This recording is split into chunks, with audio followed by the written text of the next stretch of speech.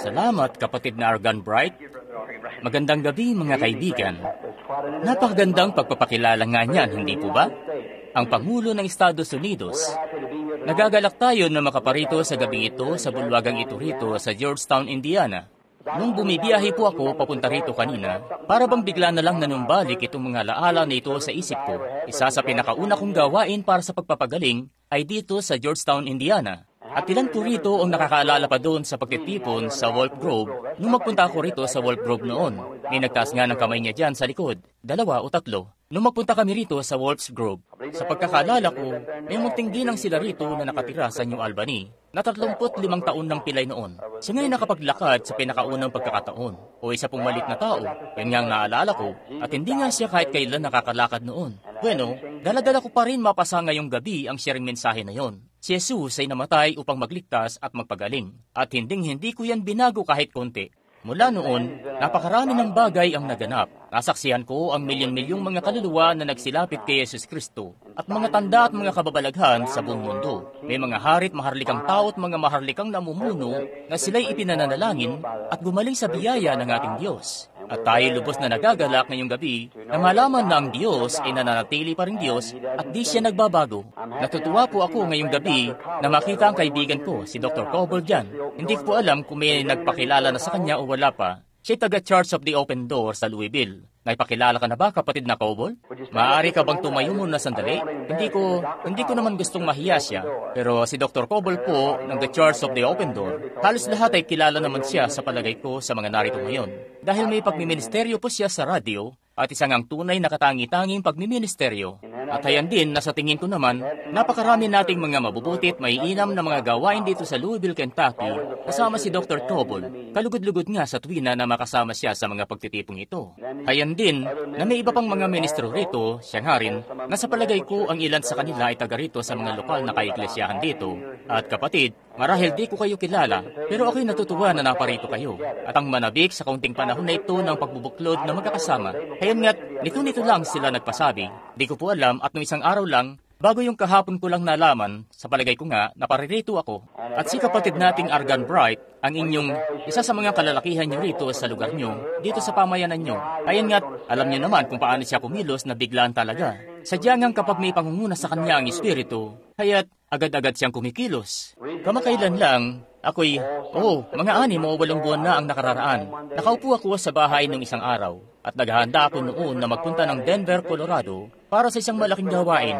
At may munting lalaki na nagpunta sa bahay at ang sabi niya, "Kapatid na Branham, tumanggap ako ng dakilang kapahayagan mula sa Panginoon." Sabi ko, "Ano yun, Ginoo?" Sabi niya, "Inilagay ng Panginoon ng Zurich, Switzerland sa puso ko na magpunta doon." Sabi, "Gusto mo bang sumama sa akin?" Sabi ko, "Bueno, may gabing pagtitipon ako sa Denver. At tapos nun, sasadya naman ako sa isa na namang pagtitipon." Sabi ko, "Hindi naman ganong kaimportante. Bakit? Kapag binubulay ko yon ng mas maiki, hayan nga't kung sa akin lang, na kapag may nalalaman ako na kapag si kapatid na Argan Bright ay may tinatanggap na kapahayagan patungkol sa kung anong bagay, iyon nga'y mainam. At galing yun sa Diyos. At nagpunta kami sa Switzerland at pinagkalooban kami ng Panginoon ng 5,000 mga kaluluwa doon. Sumadya rin mula doon sa Karlsruhe, Alemanya at pinagkalooban uli kami ng Panginoon ng 5,000 pa halos. 100,000 mga kaluluwa sa payak na munting gawain doon. Ganon na lamang na kanya kaming pinagpala. At ngayon kami nagplaplano na sa tag-init na ito o bago lamang magtagsibol na makabalik sa Africa at sa Switzerland, India, mga ilang paglilibot sa bansa. Pupunta po ako ngayon sa Minneapolis, Minnesota, doon sa isang arena doon para sa susunod na gawain. Pagkatapos, dito naman sa Sioux Falls, doon sa Mexico City, sa may arena doon. Babalik kami, magpupunta rito sa East Coast, at pagkatapos mula doon, ay pa-Anchorage, Alaska naman. Pagkatapos, magdadaos kami ng mga gawain dito sa Amerika. Meron na kami ritong bagong tolda na magagamit doon, nakasya ang ilang libong tao at ilang van at iba pa para sa ilang mga pagtitipon dito sa Amerika, bago bumalik sa paggiba yung dagat. Kaya tumihiling po kami ng panalangin sa mga narito sa dakong ito. Narito nga ang mga kababayan namin dito, alam nyo, na hetong nakabalik bayan na kami uli at tunay nga na nalulugod kami sa inyong mga panalangin. At sa pagsapit namin dito sa munting pangkalahatang mga ebanghelikal na gawain, di po kami sumadya rito para maipakilala kami na anumang iglesia, anumang denominasyon, anumang espesyal na grupo ng mga tao. Kami sumadya rito Dahil iniibig namin si Jesus, at batid namin ay iniibig niyo rin siya, maging kayo.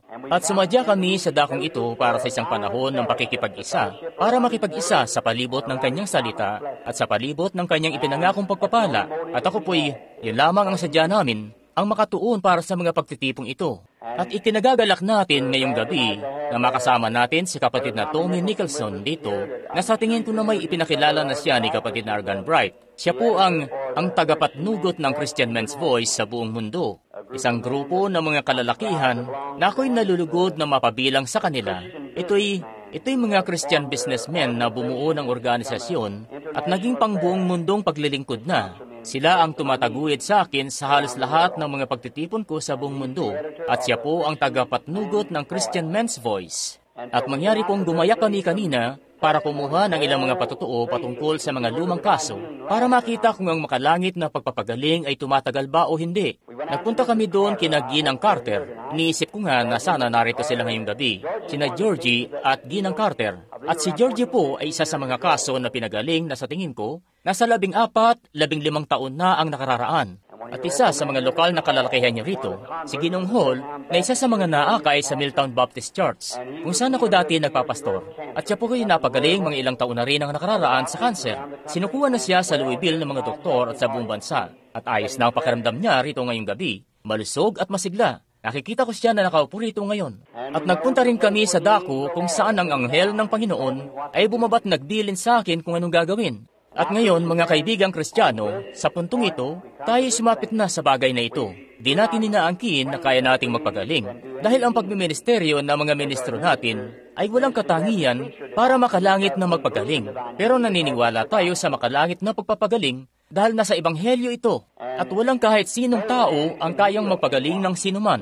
Ang pagpapagaling ay di nakalagak sa kapangyarihan ng tao. Ang pagpapagaling ay nakalagak doon sa kapangyarihan ng Diyos. At di binigyan ng Diyos ang tao ng kapangyarihan para magpagaling. Ang ibinigay lamang ng Diyos kay Kristo ay ang atas na pumarito sa lupa para mamatay na humalili sa atin para sa ating mga pagkakasala at mga karamdaman natin. Ang sabi ng kasulatan, siya'y nasugatan dahil sa ating pagsalangsang, sa kanyang mga latay ay tayo'y napa, kapag sinabing napa ay tapos na, tayo'y napagaling. At naniniwala tayo na sa ating pagpapahayag ng pananampalataya na si Jesus, ang dakila nating saserdote, ay namatay at nagbangong muli para alisin ang kasalanan mula sa mundo. At nakaupo na ngayon sa kanan ng Diyos, ang Ama, na doon ay pumapagitan sa mismong ating pagpapahayag. At nung siya'y mamatay para sa ating mga kasalanan, di nga siya maaaring mamatay para sa kasalanan na di rin naman para sa mga karamdaman. Ang karamdaman ay isang bunga ng kasalanan. Ngayon, maaaring nang di kayo nagkakasala, pero nagkakasakit pa rin. Kaya't dahil nga ito sa pagkakasala noon kung tutuusin, kaya nagdulot ng pagkakasakit sa mundo. Bago tayo magkaroon ng anumang pagkakasala, wala tayong karamdaman. Pero nung pumasok ang karamdaman, ang kasalanan ay nagbunga. At ngayon, hindi nyo nga maharap ang kasalanan sa kung anumang paraan nang hindi hinaharap ang karamdaman o ano pa mang ibang bunga na ibinunsod nitong kasalanan. Ang kasalanan, sa pagharap natin sa kasalanan, humaharap tayo sa kamatayan. Sa pagharap nga natin, kaya't ang karamdaman ang unang yugto ng kamatayan kapag sinakmal ng karamdaman ang iyong katawan. Sa gabi pong gaya nito, para sa isang munting pagtitipon, nadadalawang araw lamang ang pasabi na kayong mga narito ay naanyayahan at nagkatipon sa gusali sa gabing ito. Mahirap nga na dumitalya masyado, katulad ng ginagawa natin sa mga malakihang gawain, kung saan umihimpil tayo roon ng ilang mga linggo't buong sanlinggo para magpaliwanag. Ano ang karamdaman? Saan ba ito nanggaling? Wala ngang anumang bagay na kaya't may dahilan ng lahat at may nagpapabunsod ng lahat. At di nyo nga mahanap ang lunas hanggat makita nyo muna ang nagpapabunsod. Gaya ng sinasabi ko sa dako rito di pakatagalan, kung magpupunta ako sa doktor, hayan nga't wala po akong anuman na laban sa mga doktor, mga espesyalista, pag-oopera, mga ospital, lahat ng yan ay plano ng Diyos. Pero halimbawa nga, kung magpupunta ako sa isang doktor at sasabihin ko sa kanya na may sakit ng ulo ako na di matigil-tigil at bibigyan niya ako ng aspirin at sasabihin, ngayon, sige umalis ka na Billy, gagaling din yan. Ngayon, gusto lang akong itaboy ng taong yon. Kita nyo? Siya, ang tunay na doktor kasi, susuriin niyang maigi muna ang kaso ko at titingnan kung ano ba talagang problema sa akin at dadako siya roon sa pinakadahilan nito. Kung saan ba yun nanggagaling? At ayan nga't magsisimula siyang trumabaho mula dun. Bueno, ngayon, Ganon nga din ang dapat nating gawin sa makalangit na pagpapagaling o sa kaligtasan man ng kaluluwa. Kung may isang tao nga nadudulog dito at sasabihin na siya'y nababagabag ng gusto patungkol dito sa kanyang kaligtasan, ang unang-unang bagay na dapat gawin ninyo ng mga ministro rito, tugay-gayin nyo mismo hanggang sa pinakadulo, hanggang sa masumpungan nyo doon sa dulo, kung saan ba siya nalihis o kung ano bang nangyari. Mula doon ay maaari niyo siyang kausapin. Ganun nga ito sa makalangit na pagpapagaling. Ano pat, ang makalangit na pagpapagaling ay hindi isang kapangyarihan na ibinigay ng Diyos sa tao. Ang kagalingan nga ay doon lamang nakalagak sa pagtutubos. May gusto akong itanong sa inyo na isang bagay, dahil alam ko na may mga ministro rito na mula pa sa iba't ibang iglesia. At papaano nyo nga ipangangaral ang kaligtasan ng kaluluwa? Ang tanging paraan, hindi nyo kasi pwedeng sasabihin natin, bueno, ako'y napagbagong loob, kapatid na Branham. Naligtas ako ng mga 10 taon na ang nakararaan. Naligtas ako ng mga 20 taon na ang nakararaan. Hindi ganoon. Mali yun. Kaya't tinanggap mo marahil 10 o 20 taon na ang nakararaan. Pero naligtas kayo 19 taon ang nakararaan. Nung si Jesus ay mamatay sa Kalbaryo, tinuldukan niya ang suliraning niyo na dulot ng kasalanan magpakailanman doon. Doon niya binayaran ang sukdulang halaga. Inalay ang pinakamabigat na pag-aalay na sa pamamagitan ng kamatayan niya sa Kalbaryo ay hayangat nagamit tayo ng karapatan sa kaligtasan. Ang halaga ay binayaran na. Kaya wala ito sa anumang magagawa mo. Ito'y dahil sa kanyang ginawa na. At ang personal mong pananampalataya at ang tanggapin yun ang naghahatid sa inyo ng kaligtasan nyo. At ngayon, heto, siya'y nasugatan sa ating pagsalangsang. Sa kanyang mga latay ay tayo'y gumaling. Kita nyo, lagi ko pong nababanggit ito na di mo magagawa sa anumang paraan. Kung may ahas o kung anong hayop na yung mga kukunya'y nakasakmal sa tagiliran ko at talagang sinusugatan ako sa tagiliran ko at pinapatay ako, hindi ko na kailangang pagsumikapan pa na putulin yung panunggap niya. Kaya't puntiryahan lang sa ulo, patayin ang kanyang ulo. Yung buong katawan ay mamamatay. Bueno, ganon din ito sa makalangit na pagpapagaling.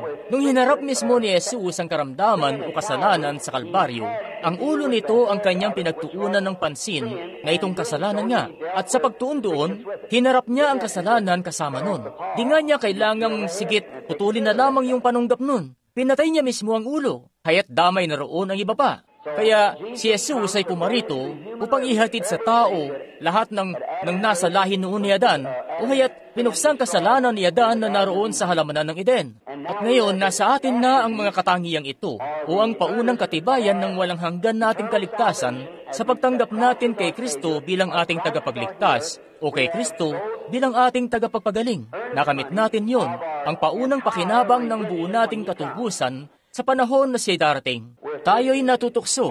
Lahat tayo'y natutukso. Lahat tayo'y nagkakasala. Walang kahit sino ang di nagkakasala. Araw-araw tayo ngay nagkakasala. Sinabi pa nga ni Pablo na siya may kinakailangan niyang mamatay araw-araw. At kung sabihin natin na nagkakasala tayo at walang kasalanan kung ganoon, ang sabi ng Biblia, ginagawa nating sinungaling ang Diyos. At di natin pwedeng gawin yon. Kaya nagkakasala tayo araw-araw. At ito nga'y sa biyaya ng Diyos na nagligtas sa atin. At sa pag-amin natin sa ating mga pagkakamali, ang Diyos ay matuwid na patawarin tayo. At ang inyong pag-amin, hanggat nananatiling sincero yan, ganap nga ang inyong pagkaligtas. Mangyaring ganoon din ito sa makalangit na pagpapagaling. Nasa personal niyong pananampalataya ito sa nabuhay na maguling Panginoong Yesus.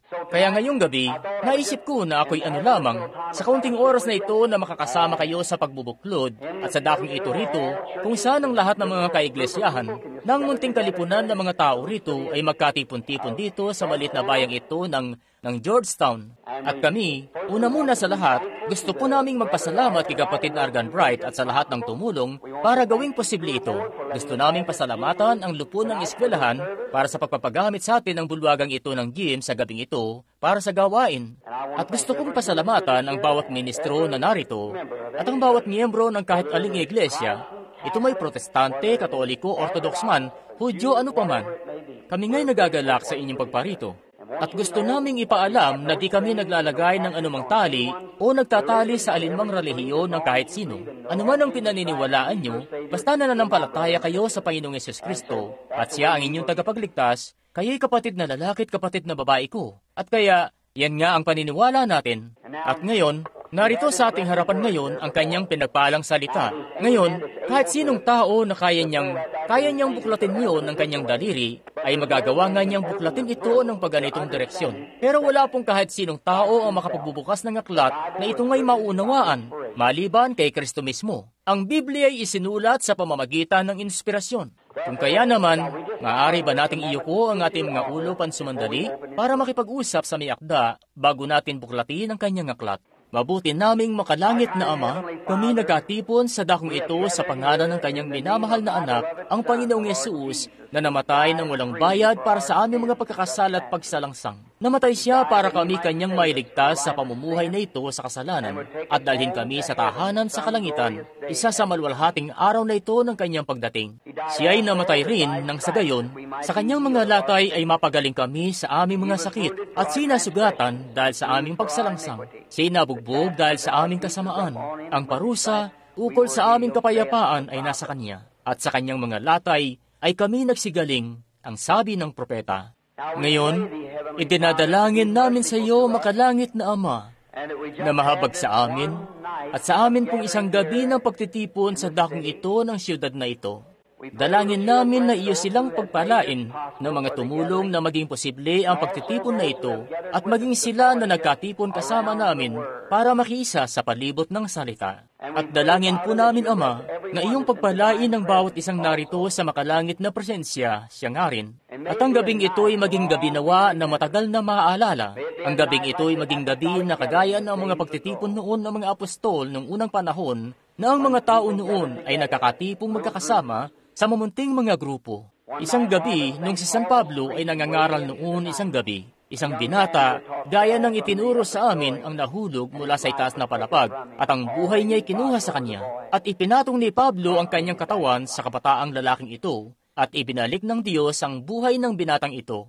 Lubos ang aming pasasalamat na nasa amin ang sharing ebanghelyong yon ngayong gabi para ipangaral sa mga tao na ang Diyos ay nananatiling buhay at nagahari. Pinagagaling niya ang mga may sakit, pinatatawad niya ang lahat ng mga pagkakasala namin. At Ama, dalangin namin sa gabing ito na iyo pong pagpalain kami bilang isang bayan. At ngayon, gaya ng iyo pong sinalita sa iyong payak na salita na ito, kung hihilingin ninyo sa Ama ang anuman sa aking pangalan, gagawin po.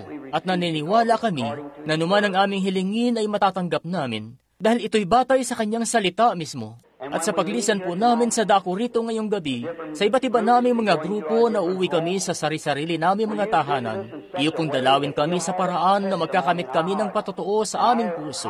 At ang aming bukang bibig sa paglisan namin sa dako rito ay maging gaya doon sa mga lalaki na mga taga-Emmaus na pinag-uusapan ang unang pagkabuhay na maguli nung makatagpon nila mismo ang nabuhay na maguling Panginoong Yesus sa unang pagkakataon. Ang sabi nila, hindi bagat ang mga puso natin nag-alab nung nakikipag-usap siya sa atin sa daan? Naway makipag-usap ka po sa bawat puso ngayong gabi, sapagkat inihiling namin ito sa pangalan ng iyong sinisintang anak, ang Panginoong Yesus. Amen. Bumuklat po tayo sa Ebanghelyo ni St. Jude sa Biblia na isang aklat lamang, isang kabanata. At sa ika-3 talata ng kabanatang ito, nais ko pong magbasa para sa kaunting teksto na pagkukunan natin ng konteksto na nais kong ipangusap sa susunod na ilang sandali. Pagkatapos ay mananalangin na tayo para sa mga may sakit. Mga minamahal, ako'y totoong nagsisikap ng pagsulat sa inyo tungkol sa kaligtasan nating lahat. Ay napilitan akong sumulat sa inyo at ang aralan kayo na makipaglabang masikap dahil sa pananampalataya na minsanang ibinigay sa mga banal. At naway idagdag ng Panginoon ang mga pagpapala niya sa kanyang salita. Ito'y isinulat ng mga 33 taon na ang nakalilipas pagkatapos ng araw ng Pentecostes, pagkatapos ng pagbubuhos na iyon ng Espiritu Santo sa mga banal ng sinaunang panahon. Ang pagpapakilala ni Jude sa kanyang sarili ay isang lingkod, isang kapatid ni Yesus Kristo, at isinulat niya ang aklat na ito sa iglesia at sinabi sa kanila na sila'y makipaglabang masikap. Ang tanging dako lamang sa mga banal na kasulatan na ang bilin sa ating makipaglaban, dahil hindi nga dapat tayo nagkakaroon ng pakipaglaban sa isa't isa. Subalit, ang makipaglabang masikap para sa isang layunin, sa isang pananampalataya na minsanang ibinigay sa mga banal. At hetong, di ibig sabihin noon ay makipaglaban tayo at di natin sinisikap na makipaglaban. Pero heto nga, na inaasam natin na kaharapin nito. Kung magtatanong ako ngayong gabi, ilan sa mga narito ang mga Methodist, ilan sa mga narito ang Baptist, ilan ang mga Nazarene, Pilgrim Holiness, Katoliko, may mga kamay nga na magsisitaas. At maging sa kakaunting grupo ng mga tao ngayon dito sa gabing ito, marami pa rin ang magsisipagtaas ng kanilang mga kamay. At ang bawat isa sa atin, sa iba't ibang denominasyon natin, hangad natin na sabihin na ang iglesia natin ay nakikipaglaban para sa pananampalataya na minsanang ibinigay sa mga banal. Masasabi ko yan para sa Iglesyang Baptist at may magsasabi ng ganyan para naman sa Iglesyang Methodist. Meron din maging para sa Iglesyang Katoliko at may ilan para sa ganun nga ito na magsasabi sila pare-pareho sa mumunti nilang mga grupo. Ngayon, gusto kong maniwala na lahat naman tayo nakikipaglaban para sa pananampalataya na yan. Naniniwala ako na bawat isa naman ay nakikipaglaban para rito sa abot ng kanilang pangunawa sa pananampalataya na yan. Pero hayan nga rito, na sa pag-oobserba sa maraming iba't ibang mga denominasyon na ito, may tama talaga at may mali rin. Ngayon, yan nga ang sinisikap ko mga kapatid na lalaki at mga kapatid na babae, na may hindi ka nga makakakita ng isang taong lasing at di siya lasing ng sabay na oras. Di ka makakakita ng itim na puting ibon. Walang ganoon. At walang tama at maling magkahalot magkalakip, alin man ito sa tama ito o mali ito. At ganyan nga ang pagsampalataya ko sa Diyos. Kung di ako maniniwala na siya ay yung siyang Diyos na nabuhay doon sa panahon ni Moises, na hindi siya ang siyang Diyos na tutupad sa bawat pangako na kanyang binitawan, kung ganun, ay di nga ako magkakaroon ng pananampalataya na tanggapin siya.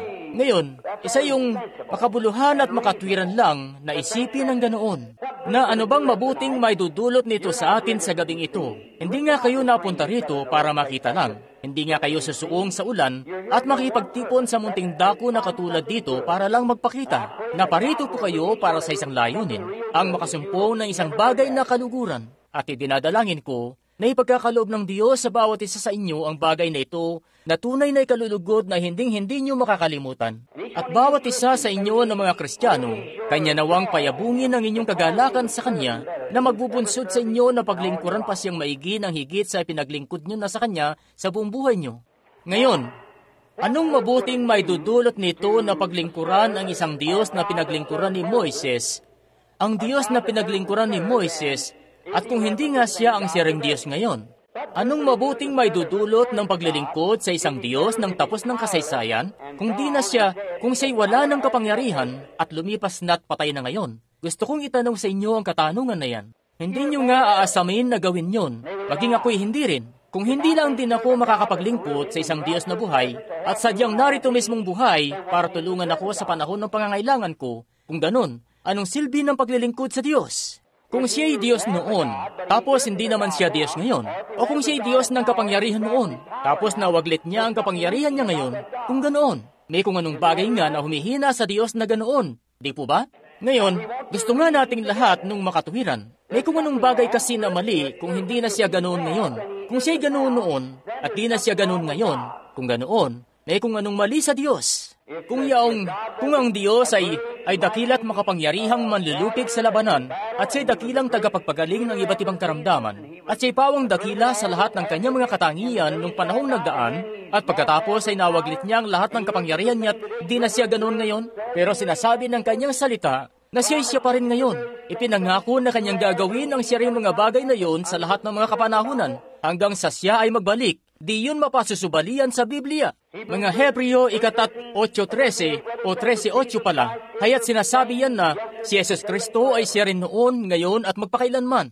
Ibig sabihin, pareho pa rin sa prinsipyo, pareho pa rin sa kapangyarihan, pareho pa rin sa pagkabuhay na maguli, pareho pa rin sa pagiging makapangyarihan, pareho pa rin sa pagiging nasa lahat ng dako, pareho pa rin sa lahat-lahat. Siya pa rin kung papaanong ganoon siya dati. At ang lahat ng pagiging siya noon ay siya pa rin ngayon. Sinasabi ng kasulatan na totoo yan. Lahat ng mga bagay na patungkol sa kanya ay pareho pa rin. Ngayon, kaya kung bawat isa ay may pagnanais na paniwalaan yan. Pero heto nga't nililimitahan nila siya sa kung anong kredo. Bueno, sasabihin nila, kaanib ako sa Iglesyang Baptist. Baptist po ang inihahalimbawa ko dahil yun po ang iglesia kung saan ako naordenahan dati. Sasabihin ng mga Baptist, bueno, tama ang kredo namin. Gusto ring igiit ng mga Methodist na yung kredo naman nila ang tama. Pero kung lilimitahan natin ang Diyos, yung kredong yan, Wala po akong anumang laban dyan. Ayos lang po yan. Pero kung lilimitahan natin ang Diyos sa kredong yan, kung ganoon, nililimitahan natin ang Diyos at para bang sinasabi natin na hanggang sa ganito lang ang ilalakad mo. Marahil, wala tayong ganyang uri ng pananampalataya na makapaglakad gaya ng ginawa ni Enoch nung siya'y lumakad sa munti niyang paglalakad kasama ang Diyos isang hapon at umuwi sa tahanan kasama siya nang di namamatay. At maging yung kay Josue na nagmarcha sa palibot ng mga pader ng Jericho ng 13 beses at sumigaw ng gano'n na lamang ang kalakas na hayat ang mga pader ay nagsibagsakan. Marahil, wala nga tayong ganyang klaseng pananampalataya na sumigaw na babagsak ang mga pader. Marahil wala tayo nitong pananampalataya na lumakad patungo sa tahanan kasama ang Diyos. Pero huwag nga tayong humambalang sa daraanan ng mga taong ito na may ganyan ngang pananampalataya. Kung dito sumasang-ayon sa inyong kredo at ang mga taong ito'y may pananampalataya, tayo tumabi at sumampalataya nga.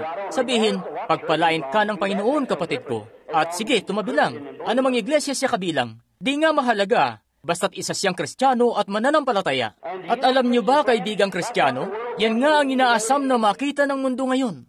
Lumapag ako noon sa Bombay, India, kung saan yun na ang pinakamalaki kong kalipunan ng mga tao na 500,000 ang taong nagpunta. Pinakamalaking kalipunan ng mga tao na napangaralan ko ng minsanan sa buong buhay ko ay dito nga sa Bombay. Nung bumisita nga ako roon, eto nga ang obispo ng Iglesyang Methodist at marami sa mga kilalang mga simbahan doon. May dumating pang ang arsobispo ng Hindu, ng simbahan ng Hindu doon, at marami pang ibang kilalang mga natatanyag na mga simbahan doon. Sinalubong nga nila ako doon kung saan libo-libong tao nagpunta sa paliparan. At nung magpunta sila at pinahimpin nila ako sa Taj Mahal Hotel at nagkatipon sila sa isang silid na tulad nito na nandun ang lahat ng mga sikat sa siyudad na yon at ang mga raha at lahat na. At yung obispo ng Iglesyang Methodist, ang sabi niya, "Kapatid na Branham, di ka namin tinatanggap bilang isang misyonero." Ang sabi niya, "Dahil ayaw naming marinig ang salitang yan na misyonero." Sabi, "Dahil kayo ng mga taga-kanluran, sa inyong pangkanlurang edukasyon, di nyo nga naiintindihan ang kasulatan sa kuha rito bilang silanganin na aklat, at totoo naman yon. Pagsama-samahin man itong lahat nating teolohiya, kaya't kung kayo'y magpupunta sa Jerusalem o sa silanganing bansa, kung saan naisulat ang Biblia na ito'y magiging bagong-bagong aklat sa inyo. Ang kanluranin nating kaisipan ay malayong iba sa pamamaraan ng silanganin. Hindi nyo maunawaan ang mga parabola at iba pa, ang katuruan, maliban na magpunta kayo mismo doon at masaksihan mismo ang siyaring mga kostumbre na ipamuhay ngayon. At marami ang nagpapadala. Wala po akong anumang laban sa mga seminaryo at mga estudyante at mga monasteryo at iba pa. Pero lakitin mang lahat yan, di nila makikilala ang Diyos. Ang malalaman lang doon ay katesismo at kung ano-ano pa, kagaya nun. Ang pagkilala sa Diyos ay ang makilala ang persona na si Kristo mismo. At ang makilala siya ay buhay. Hindi nga sa kabisado mo ang libro mo ng mga teksto, o kabisado mo yung kredo mo, o kabisado mo ang katesismo mo. Di yan ang buhay. Ang makilala si Kristo ang persona ay ang buhay na walang hanggan. At yan ang inaasam natin na malaman. Ngayon, ang sabi ng obispong ito sa akin, sabi niya, "Reverend Branham, ng teolohiya, sabi, taglay na namin itong Biblia na ito, 1,700 taon bago pa kayo naging isang bansa." Tama yun. Nagtungo nga roon si San Tomas at tumayo ako roon sa simbahang yun at nangaral kung saan nagtungo si San Tomas sa orihinal na simbahan doon na kanyang itinayo sa India nung nagtungo siya roon mula sa Jerusalem papuntang India at itinayo ang simbahang yun. At sabi niya, "Nasa amin na itong Biblia magmula pa noon hanggang sa araw na ito. At narito na ang Kristyanismo sa amin magmula pa noon." Pero sabi, matumal ang paglaganap nito sa India. At ang sabi niya, "Nakabalita kami galing kay Dr. Redhead, yung lalaking bumisita sa iyo, na ang lalaking ito ay presidente ng kilalang Sudan Missions, kilala sa buong mundo, na bumisita noon sa akin." At sabi niya, "Kapatid na Branham," sabi, "napakarami kong degree na matatakpan ko nga ang isang buong dingding na mga degree ito. Doktor ng teolohiya, mayroong bachelor din na degree, at lahat ng sari-saring degree." Sabi, "Nasa 8 taong gulang pa lang ako ay nag-aaral na ako." Pero ang sabi niya, "Kapatid na Branham, nasaan si Kristo sa kabila ng lahat ng ito?" Sabi niya, "Nagkamali ba ang mga tagapagturo?" Sabi ko, "Di naman po nagkamali ang mga tagapagturo, Ginoo. Pero kung bakit nga ganito, ay dahil hindi mo nga makikilala si Kristo sa pamamagitan ng teolohiya. Di mo makikilala si Kristo sa pamamagitan ng edukasyon. Makikilala mo lamang si Kristo sa pamamagitan ng personal na karanasan na ikay may panganak na muli sa kanyang espiritu, na bababa at babaguhin ang iyong buhay at ipagiging bago kang nilalang kay Kristo Jesus. Yun mismo ang ipinagkaiba nito. Yun mismo ang magbubunsod ng pagbabago sa iyo. Ngayon, yan ang dahilan na anupat napakarami nating iba't ibang mga denominasyon at mga teorya, ayos lang naman na mga yan. Pero ang tunay na bagay, si Jesus Kristo, ang anak ng Diyos, ang sabi sa San Juan, sa Ebanghelyo ni San Juan, sa 4 na kabanata o sa 3 kabanata, pasensya na po, kay Nicodemo, maliban lang tao ay may panganak na muli sa tubig at espiritu, hindi siya sa anumang paraan makapapasok sa kaharian. Kahit na ano pang iglesia ang pinupuntahan mo, yan mismo ang mga salita ni Jesus Kristo. Ngayon, ang may panganak, ibig sabihin, ay may luwal mula sa... Ngayon, maliban na kayo ay may luwal sa pamamagitan ng Espiritu Santo sa iyong buhay, tungo sa bagong buhay kay Kristo. Kaya nga't ang ating mga kredot, mga bagay-bagay, ay walang mabuting may dudulot. Kaya't mainam naman ang mga yan. Ayos lang naman ang mga yan. Ang mga yan ay mga pagtuturo kung papaano maging mabuti at kung ano pa na nakatutulong sa atin. Pero ang tunay nga ay ang personal na Kristo Jesus. At yan ang nagbunsod sa mga pagtitipon na maging kung ano na ito ngayon at lumaganap sa buong mundo ay dahil nga sa pamamagitan ng biyaya ng Diyos na ipakilala sa malaki man o maliit na kalipunan ng mga tao ang nabuhay na magbiling Panginoong Yesus dito sa panahon ngayon, kasalukuyang panahon mismo sa kanyang parehong kapangyarihan na kung papaano siya noon. Di nga natin kailangang magpakasakali pa rito. Sabi niya, kapatid na Branham, narito sa amin ang salita, narito sa amin ang Biblia, sabi ng obispo sa India. Pero, sabi, ang gusto naming malaman ay hindi ang teolohiya mo. Sabi, ang gusto naming malaman, kayo ba na mga Yankee, dinalo nga ba kayo ng Diyos sa pamamagitan ng Espiritu o ng kaloob na magagawang bigyang buhay ang Bibliang ito uli? Sabi, alam nga namin ang Biblia. At sabi ko, bueno, ikaw na mismo ang nagsabi na di natin ito sadyang nalalaman.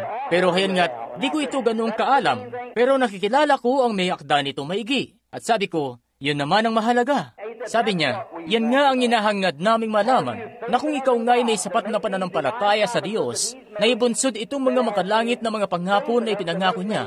Sabi, may sapat na pananampalataya ka ba na gawing realidad ang mga ito? Sabi ko, sa biyaya ng Diyos, loloobin ng Diyos. At nung hapong iyon, haya't nakipagtalakayan sa akin ang 17 iba't ibang mga relihiyon na hindi naniniwala sa Kristyanismo. Ang ilan sa kanila ay sumasamba sa niknik, at ang iba sa kabayo, at ang iba sa baka, ang iba kay Buddha, at may mga Mohamedan at iba pa. At lahat sila'y may kanya-kanya silang mga teolohiya. Mabuti naman, lahat kasi gawa kung ano-anong nang dapat mong gawin. Gawin mo ito, gawin mo iyon. Lahat ay nakabatay sa mga gawa. Walang biyaya doon, maski katiting. Masyado po bang napapalakas ang boses ko sa inyo? May konting alingaw-ngaw. Sana di naman ako masyadong nakakabulahaw. Pero pansinin nyo nga, nung gabing yon, sa pila para sa pananalangin, nung ang Panginoong Yesus ay dumating sa eksena, nakaupo nga doon ang mga raha sa kanilang mga unan at kung ano pa, at aabutin ng 2 oras para makapunta doon sa pila paakyat hanggang sa makarating sa kinatatayuan nung nagsasalita. At nung sandali na yun, na ang Panginoong Yesus ay dumating at sinabi sa isang lalaki, naganap na bulag ng magdadalawampung taon na. Nakita ko nga ang pangitain sa ibabaw niya at nalaman ko na ang lalaking ito ay gagaling. Hinamon ko ang bawat isa sa kanila na naroon, na lumapit doon at pagalingin ang lalaking ito. Kaya't hindi sila nakakibo sa pinagkakaupuan nila. Pero pinagkalooban nga ng Panginoon nating Jesus ang lalaking ito ng kanyang paningin. Ilang libong makalibot, ilang libo ang nagsilapit kay Kristo ng minsanan. Ayan nga ito. Wala nga ito sa kung iyang mga kredo ba natin ay may pakinabang na may dudulot. Ang mga iyan ay may pakinabang naman pagdating sa mabuting pamumuhay. Pero ang muling maibunsod ang Panginoong Yesus at ang kanyang pangako ay ang makilala siya, hindi ang inyong kredo. Ngayon, dumako na tayo agad sa ating teksto at sisikapin ko na bilisan ito sa abot ng makakaya ko at simulan na ang pila agad-agad dahil kalagitnaan ngayon ng Sanlinggo at kayo na mga narito ay may trabaho pa. Ngayon, at pakinggan niyo po itong maigi.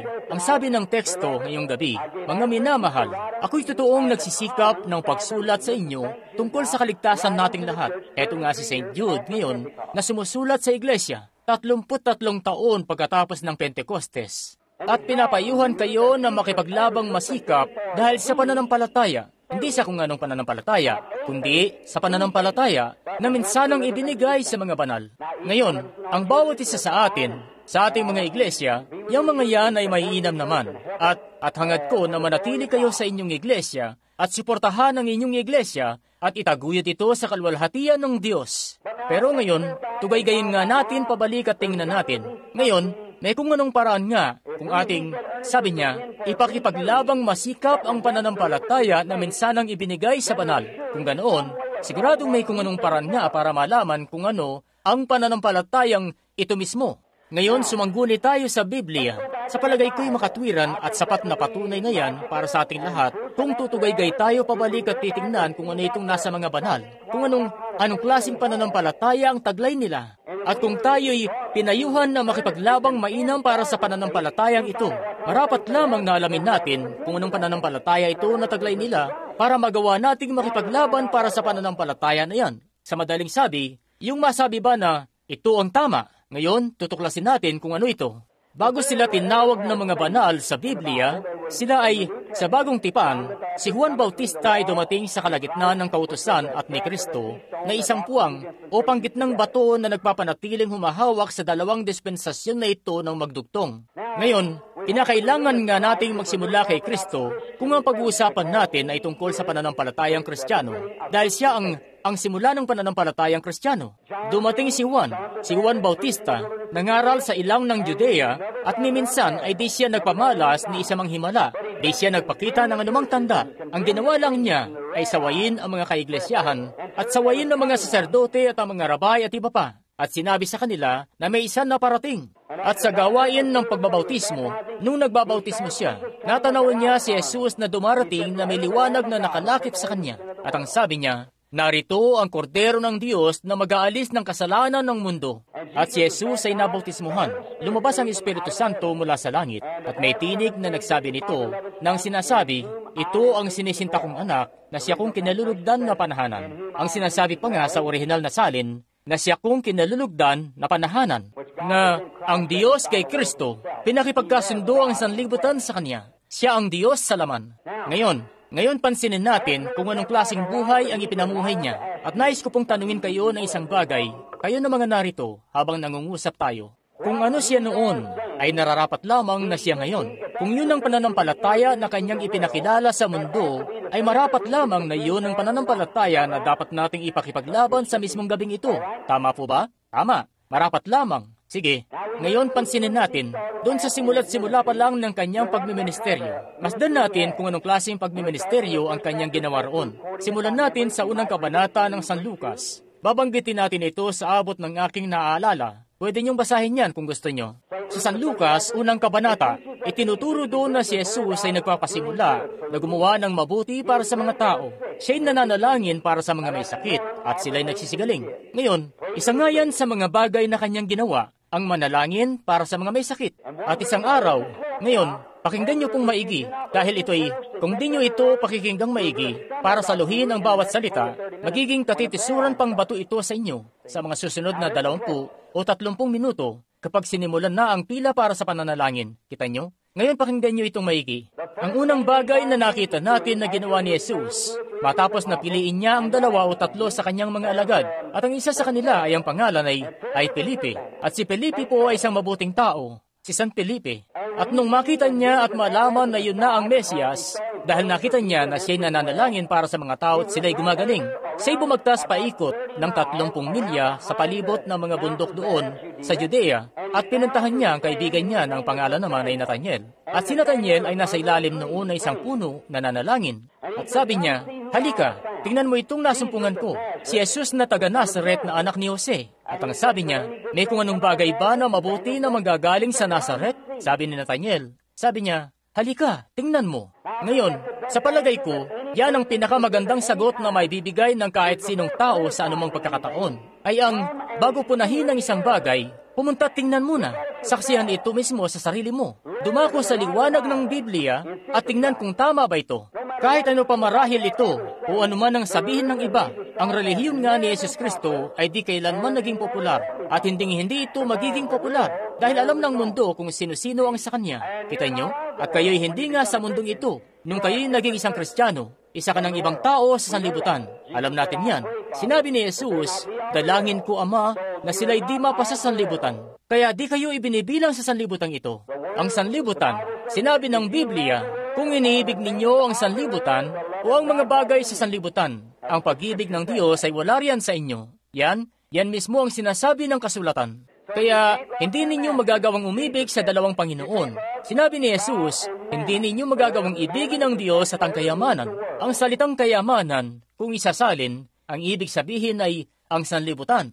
At sabi niya, alinman sa paglingkuran ninyo ang isa at kamuhian ng isa, o baliktaran naman. Sinabi yan ni Jesus sa San Mateo sa 5 kabanata, hindi magagawang paglingkuran ng Diyos at ang sanlibutan ng sabay. Mangyari ngang yung isa o dili kaya naman yung isa. At mahabag ang Diyos. Yan ang problema sa mga tao natin ngayon na tinatawag na Kristiyano dito sa bansang ito. Sila ay nagsisipamuhay na katulad ng sanlibutan at sinasabi-sabi naman na sila ay mga Kristiyano. At yan ang dahilan kung bakit ang isang di mananampalataya sa labas ay napakahirap niyang magdesisyon sa kanyang isip ay dahil nakikita niya ang mga taong ito na tinatawag nilang kanilang sarili na mga Kristiyano na ang pamumuhay ay wala namang pinag-iba sa iba pa na nasa sanlibutan. Masyadong diretsahan yan. Pero yan ang totoo. Kinakailangan nating harapin ang katotohanan.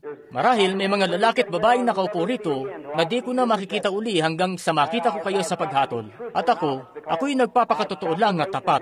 Dahil haharap at haharap ako sa paghatol at ihaharap sa akin ang mga sinalita ko uli sa paghatol. Kaya kinakailangan kong maging totoo dito. Ngayon, napansin natin na si Felipe, nung mismo sandaling yun na nakita niya roon si Nathaniel, ang sabi niya, halika, tingnan mo itong siya na natagpuan ko. At si Nathaniel, yamang isa siyang matuwid na tao, isang mabuting tao, ang sabi niya, may kung anong bagay ba na mabuti na manggagaling sa Nazaret? Ang Nazaret ay isang hamak na masamang bayan kasi, sukdulan ng sama, itong mga tulisan, mandarambong, at kung ano pa, sa dakong yun sila nanggagaling.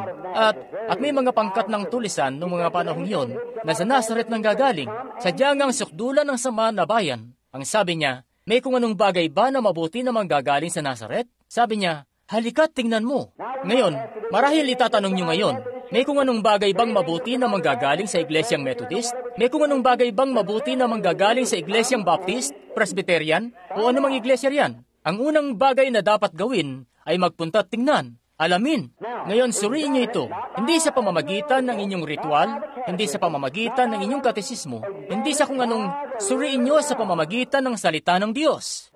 Dahil sinabi ng Biblia na sino mong mag-aalis o magdadagdag ng kung ano sa aklat na ito, ay aalisin ng Diyos ang kanyang pangalan sa aklat ng buhay. Apokalipsis, 21 kabanata, ang sabi doon ay kanya yung gagawin. O sa 22 kabanata po pala ng huling aklat ng Biblia.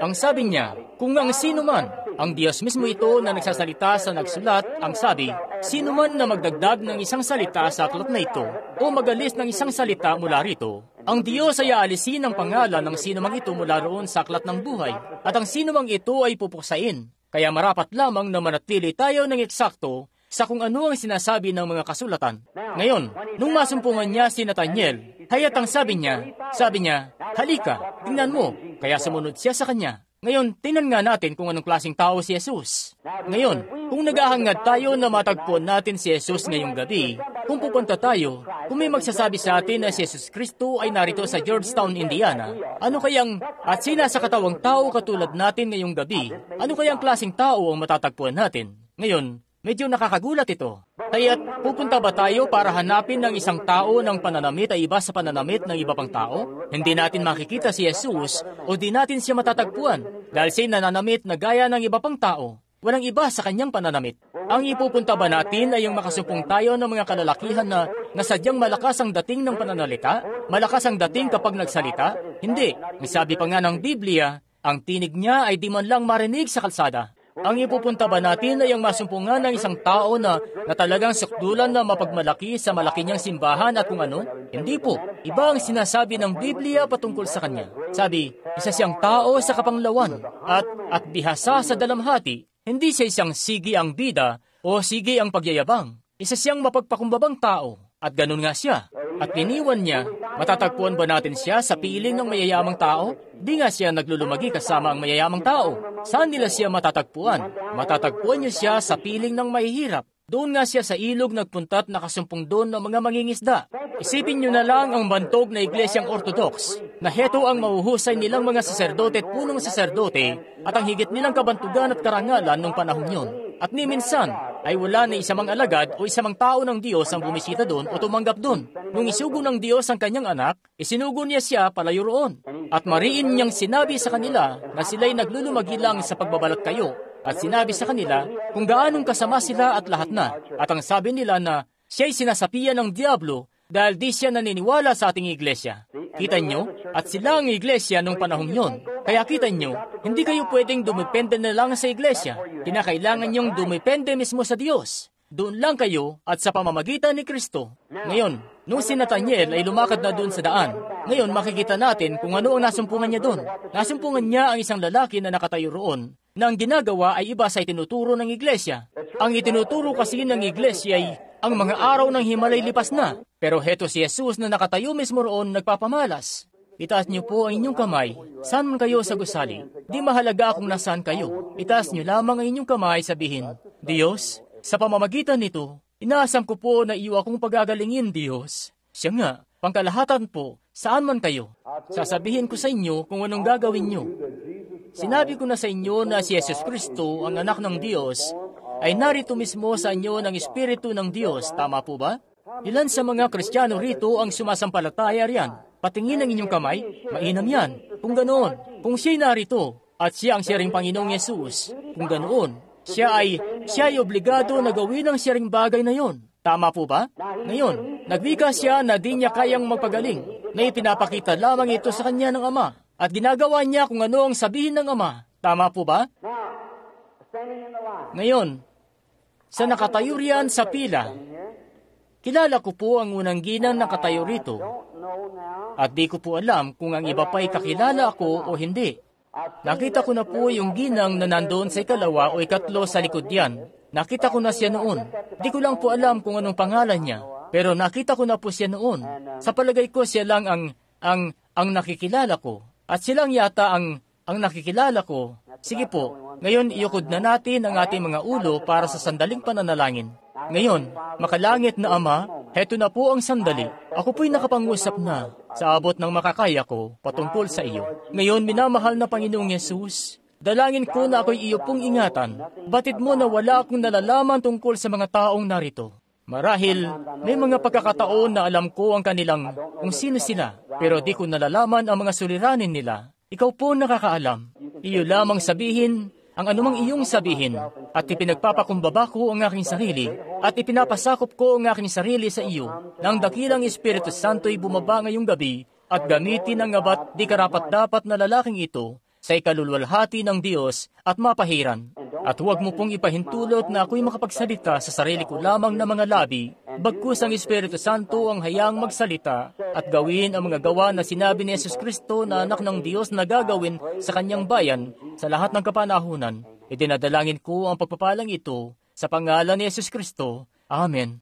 Ngayon, tatanungin kita ng isang bagay. Kung tatayo ka lamang ng may pagpipitagan at may pagpapakumbaba at huwag magalinlangan at manampalataya ng buong puso mo, kaya't nga't ang Panginoong Diyos ng langit ay walang pasubali na pagagalingin ang iyong katawan at magiging maigi ang lagay mo. Ngayon, sa pananampalataya nyo ito, di ito, kita nyo? Ngayon, heto na po. Ngayon, hetong nakatayo rito ang isang ginang. Sa tingin ko, kilala ko ang babaeng ito. Di ko lang po alam, pero naniniwala ako na nakikilala ko kung sino siya. At ako, tama po ba? Kilala ba kita, ginang? Sige po, sa tingin ko nakikilala kita. Siya nga, sige. Ngayon, kung pwede pong lumapit lang kayo rito pansumandali. Ngayon, at alam ko marahil ang pangalan mo, pero wala akong masyadong alam tungkol sa iyo. Ang pangalan niyo po ba'y Seduf o parang ganoon? Oo, siya nga. Ang kapatid mong babae, dati ka, sa tingin ko, hindi po ba't doon sa dati kong pinagtatrabahoan kita kakilala sa public service company o parang ganoon? Siya nga. Nakita ko na kasi noon ang mukha mo kung saan. Nakikilala ko. Iniisip ko na ang pangalan mo ay Seduk. Pero ang kapatid mo palang babae yung Seduk, tama po ba? At ikaw naman ay Wilson. Bueno, nagagalak akong makita ka uli, kapatid. Ngayon, pagpalain ka ng Panginoon. Ngayon, ako, bilang iyong kapatid kay Kristo, alam mo na wala akong nalalaman sa kung ano ang ipinunta mo rito. Wala nga ba akong nalalaman? Wala akong nalalaman. Wala nga.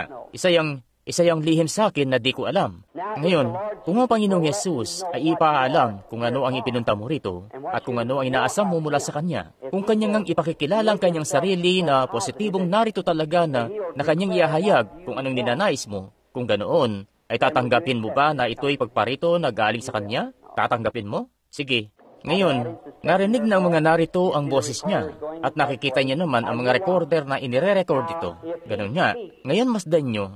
Ngayon, kung siya nga'y magsalita na ng anuman para sa babaeng ito, kung ano ang ipinarito niya, hindi ba't yan din naman yung sharing espiritu na nagsalita sa babae doon sa balon na natalos kung anong suliranin sa babae? Tama po ba yun? Kita nyo? Ngayon, kung ganoon, ang pananampalataya ng babaeng ito ang magdedetermina ng kanyang kagalingan. Ngayon, sa inyo ng mga narito na walang prayer card na nananampalataya ng buong puso nyo na si Jesus Kristo ay narito para pagalingin kayo, kung makasasampalataya kayo ng buong puso nyo, hindi nyo na nga kailangan pumila pa rito sa pila para sa pananalangin. Hindi nyo na kailangan. Ang kailangan nyo lang kasing gawin ay manampalataya sa Diyos. Ngayon, ihilingin ko sa inyo dahil may epilepsy rito at marami sa mga nakadalo na sa mga pagtitipon ay alam nila kung anong dinudulot ng epilepsy. Minsan bigla na lang itong susumpong. Kaya ngayon, manatili lang po na taimtim. Umupo lamang po ng tahimik. Ano man ang mangyari, maupo lang kayo ng tahimik, kita nyo? At manampalataya po lamang sa Panginoong Yesus at manalangin. Hilingin sa makalangit na Ama na maging mapagbiyaya.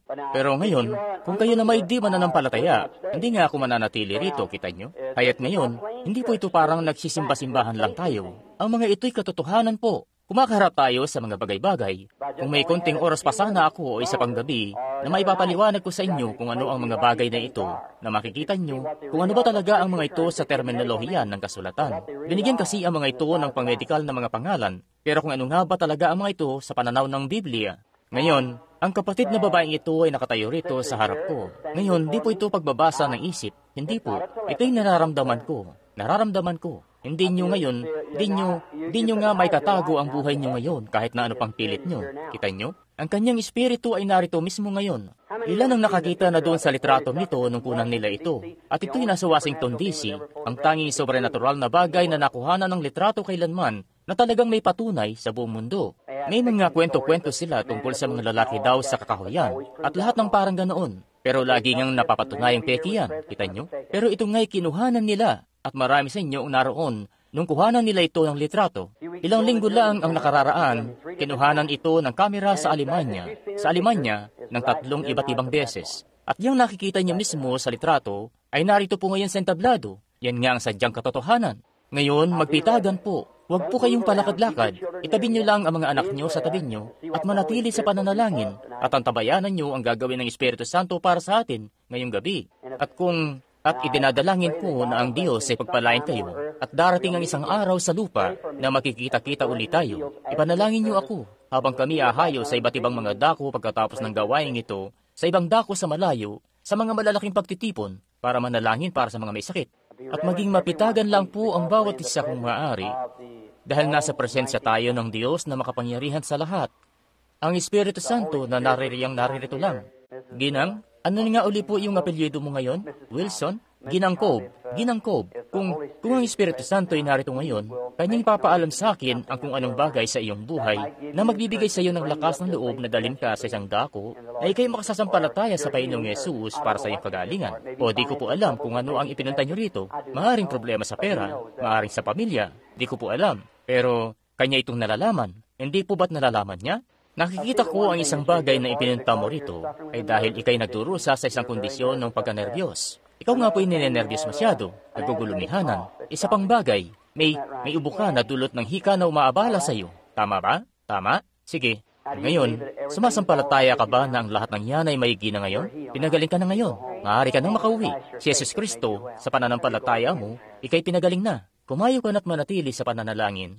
Mabuting makalangit na Ama, sa pangalan ng Panginoong Yesus Kristo, ipinapanalangin namin ang minamahal naming kapatid na babaeng ito rito at inihiling po sa iyo na maging mapagbiyaya sa kanya. Sa pangalan ni Jesus. Amen. Halika po, Ginoo. Kumusta kayo, Ginoo? Sumasampalataya ka ba na ang Panginoong Yesus Kristo ang anak ng buhay na Diyos?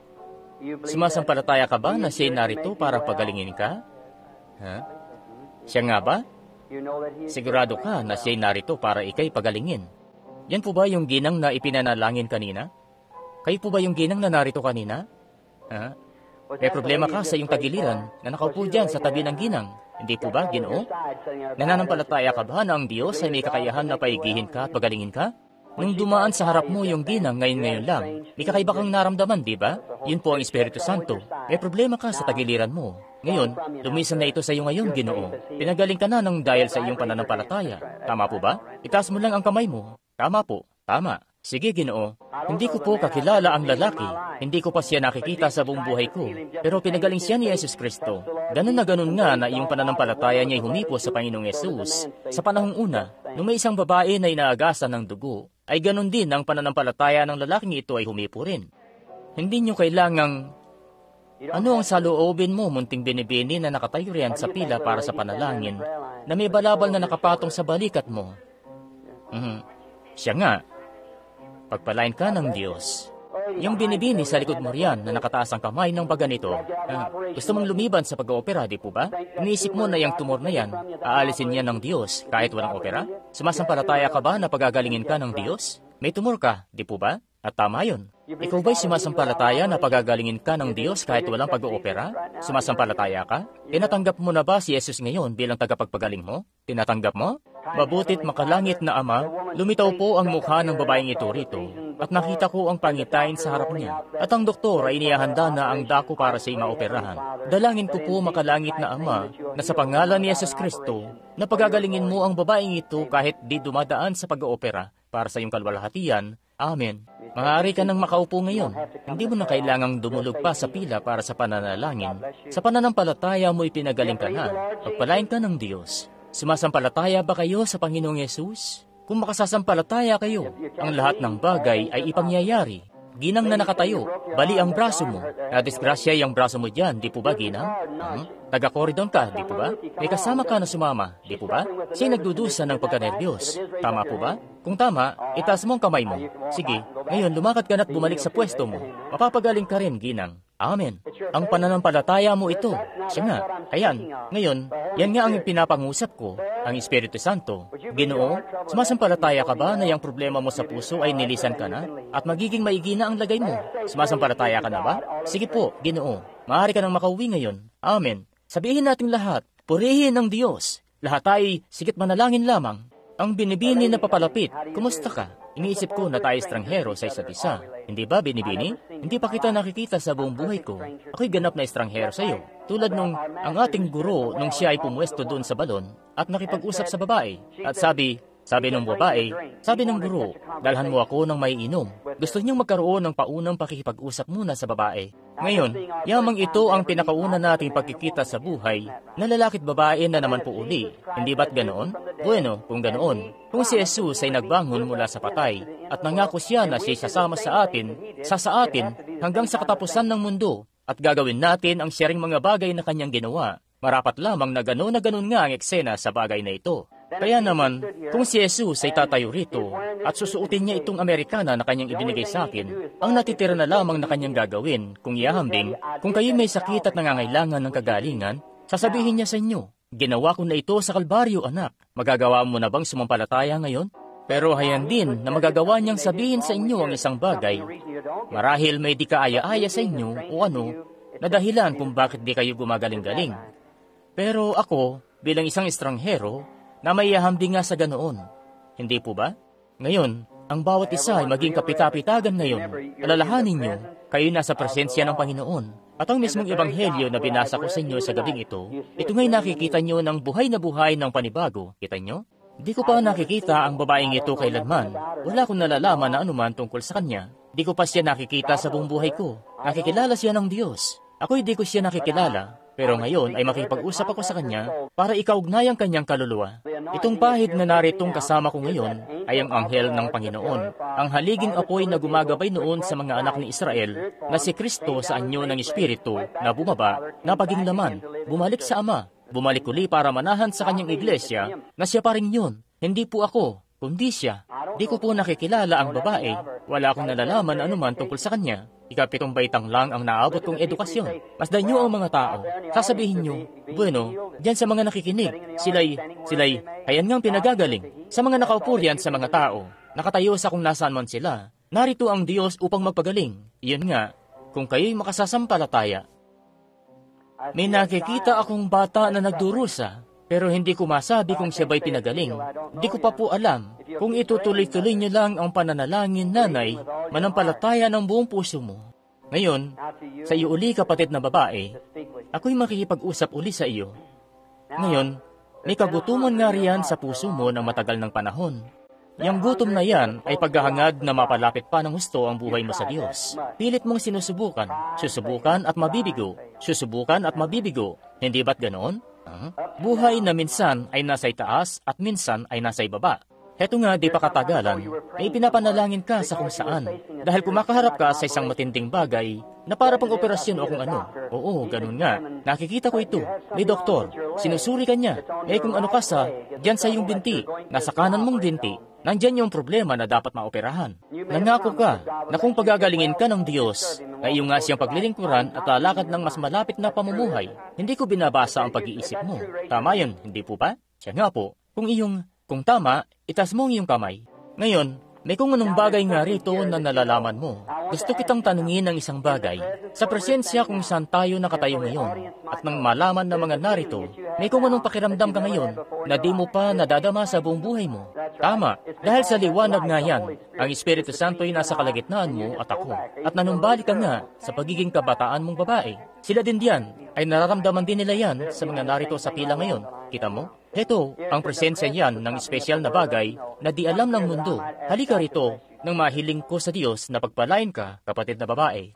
Lahat kayo, sumasampalataya ba kayo ng buong puso niyo na ngayon? Kayo po ba? Sumasampalataya na ba kayo? Kung kayo nga, sabihin, Amen. Mabuting makalangit na Ama, heto ang minamahal naming kapatid na babae na nakatayo rito na nangangailangan. Lahat ng mga bagay ay nagkakalakit na gumagawa si kabubuti ng mga nagsisiibig sa iyo. At heto siyang nakatayo rito, matindi ang pangangailangan, at nagnanais siyang mapaigi. At ito na po ang oras na yon.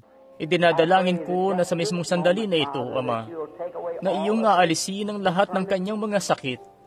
Lilinisin siya mula sa lahat ng mga bagay na hindi iyo. At akin pong hinihiling, minamahal na Diyos, na patatawarin mo po siya sa bawat pagkakasalat niya at pagsuway, at dalhin siya sa iyong kaharian ngayong gabi, na isa nang ipinanganak ng muli na bagong silang, at pagalingin ang kanyang katawan. Sa pangalan ni Jesus Kristo na iyong minamahal na anak, ay akin itong inihiling. Amen. Pagpalain ka ng Diyos, kapatid na babae. Pumayo ka na nagbubunyi at nagagalak, na anupat ka sa kasama mo na ang Diyos. Kumusta ka, Binibini? Sa palagay ko ay estranghero tayo sa isa't isa. Ayan nga, hindi natin kilala ang isa't isa. Pero kung si Jesus nga ay nagbangon mula sa patay, gaya ng sinasabi ko na siya'y bumangon nga, at nananampalataya ako na kanyang ang ginawa, at siya'y nakatayo rito kasama natin, ikaw at ako. Kaya naman, itong pakipag-usap ko sa iyo na gaya sa ginawa niya sa babae doon sa balon, at nagawa niya, at sa pamamagitan ng kanyang salita ay kanyang ipinangako na kanyang iahayag ang mga bagay na ito, at gagawin natin ang siya ring mga bagay na kanyang ginawa, dahil siya'y sadyang paroroon. Ang sabi niya, ako'y sasama sa inyo, hanggang sa katapusan ng mundo. Ngayon, huwag kang maligalig dahil sa nararamdaman mo niya na kakaiba. Kaya't malwalhating pakiramdam ito. Kaya't hindi yan dahil sa ikay, hindi na yan ang kapatid mong lalaki. Siya yan, ang iyong Panginoon. Hindi ako, siya. Ngayon, ang Binibini po ay isang di ko kakilala. Kayo po'y manatiling taimtim sa mga narito. Manatiling taimtim kung maaari po. Kita niyo, hindi ko siya nakikilala, pero kilala siya ng Diyos. Hindi ko kilala ang mga tao, pero malalaman niyo nga na may kung anong bagay dito na gumaganap sa gawain ng Panginoon. Batay sa pamamaraan na sinabi ng Biblia, kung paano ito magaganap, kung masasampalatayanan niyo na ba ito ngayon? Kita niyo? Bueno, ano nga ito? Ang Panginoong Yesus. Kita niyo? Ngayon, gusto ko pong makipag-usap sa babaeng ito muli, dahil may nakikita ako. May nakikita ako sa babae ngayon habang lumalayo siya ng konti mula sa akin. Oo. Ang babae nga'y sadyang nagdadalamhati sa bagay na ito. Oh, may pagkanerbiyos siya, talagang malubha, at nagkaroon pa ng sumpong. Hirap na hirap ka pa rin dahil dito. Yan ang totoo. Hindi na? Kung yan ang totoo, itaas mo ang iyong kamay. May kung anong masamang pakiramdam ka na apektado ang buong katawan mo parati, at lalo na kapag gabing-gabi. May kung anong di may paliwanag na pakiramdam ka. Hindi ba totoo yan? Hayan din na nakikita ko na nakaupo ka sa isang upuan, na parang gabing-gabi na ito. Ayan ito, pagod na pagod ka. Di ka makagawa ng dapat mong gawin. At hindi ba tama yan? Nagdudulot pa nga ng problema sa tiyan diyan sa iyo, na para bang nangangasim at kung ano pa, kapag uminom ka ng kape o kung ano na parang ganoon. May asido na lumalabas kapag dumidighay ka, mula riyan sa tiyan mo at kung ano pa. Tama, nakikita ko na palayo ka sa mesa na may kung anong bagay sa ibabaw nun sa tabi ng bintana, malapit sa may bintana. Tama ba? Itaas mo yung kamay kung tama. Ngayon, may kung anong bagay rito na nakakakilala sa buhay mo, hindi ba? Sinabi ko sa inyo mula sa Biblia rito na si Jesus Kristo'y gagawin ang siyaring bagay at nangako na atin ding gagawin ang siyaring bagay. Ikaw ba'y sumasampalataya na siya nga ito? May nakikita akong napakaitim na anino na nakasunod sa iyo. Ayan din na isang dyablo. At tinukso ka na niya halos para magpakamatay nung isang beses na sinasabi sa iyo na ikay lumampas na sa hangganan na pahiwalay na di ka na raw maliligtas pa. Tama ba? Tama ba? Sumasampalataya ba kayo? Diyan sa mga nariyan ngayon ng buong puso nyo? Kita nyo? Ganap na ganap mismo. Totoong totoo. Ang Panginoong Yesus talaga ito. Hindi ko alam kung anong iniisip nyo. Alam ko na ang ilan sa inyo ay naguguluhan. Dahil di nyo nga may tatago ang buhay nyo ngayon. Kita nyo? Alam nyo na wala nga akong anumang magagawa para sa inyo. Pero hindi nyo may tatago ang buhay nyo, pilitin nyo man sa oras na ito. Nasa presensya niya kayo. Ngayon, kapatid na babae, kung magagawa ko sa biyaya ng Diyos, napaalisin na yan sa iyo ngayon. At kung marahil nag-aasam ka ng panahon ng kaginhawahan, kung paano ba, ngayon, kanya nga itong gagawin kung sasampalatayanan mo lamang siya. Sasampalatayanan mo na ba siya? Mananalangin ako, iyo lamang siyang sampalatayanan. Ngayon tingnan mo, marahil sa buong buhay mo, ay di ka naging ganong kalapit minsan, maliban sa oras na ito mismo. Ngayon, nang sa gayon, malaman ng mga naritong nakaupo at ng kaibigan mo, diyan sa mismong kinatatayuan mo ngayon, ay kung anong dalisay na kapayakan na kalugod-lugod na pakiramdam sa palibot mo. Hindi ba? Na parang may kung anong bagay na malapit diyan sa iyo. Hindi nga ito ang kapatid mong lalaki, pero isang bagay na sobrenatural. Tama ba yon? Itaas mo ang iyong kamay. Kita mo? Ang anghel nga yan ng Panginoon, kita mo? Ako'y narito ngayon sa ibang dimensyon, kita mo? Sa isang espiritual na daigdig. Ngayon, nais kong manalangin para sa iyo habang nasa pahid na ito. Ngayon, ang mismong bagay na narito ay natatalos ang iyong buhay. Nakikita ko ito na bumabalik sa panahon ng isa ka pang batang babae. Nakikita kita na isang batang babae. May tinatakbuhan kang kung ano. May kung anong bagay na humahabol sa iyo. Isang aso. Parang galing ka nito sa eskwelahan o kung ano. Matagal ng panahon, tinakot ka. Dahil dyan, nagkaroon ka ng pagkanerbiyos na halos buong buhay mo. Yan ang totoo. Siya nga ba? Kita mo? Sa pakipag-usap ko pa sa iyo ng matagal, mas marami pang pangitain ang magpapakita. Ngayon, para makasunod din ang iba, manalangin tayo. Minamahal na Diyos na may akda ng buhay, Panginoong Yesus, na siyang hahatol sa aming lahat sa iyong pagparito, na sadyang may pagkabatid kami na kami mga tao na papasawalang hanggan at kakatagpuin ka balang araw. Nakatayo kami ngayon dito sa iyong presensya at nalalaman sa mismong oras na ito na narito sa entablado ang Espiritu na nagbangon kay Jesus Kristo mula sa patay at pinapatotohanan ang bawat salita. Ama, ikaw nga'y gano'n na lamang nakaibig-ibig dahil iyong inihayag ang mga bagay na iyon na talagang totoo. Katotohanan ang iyong sinasambit at ang ginang na nakatayo rito na hetong pinahihirapan siya ng masamang espiritu na sinusubukan siyang itulak na magpakamatay at gumawa ng mga bagay na mali.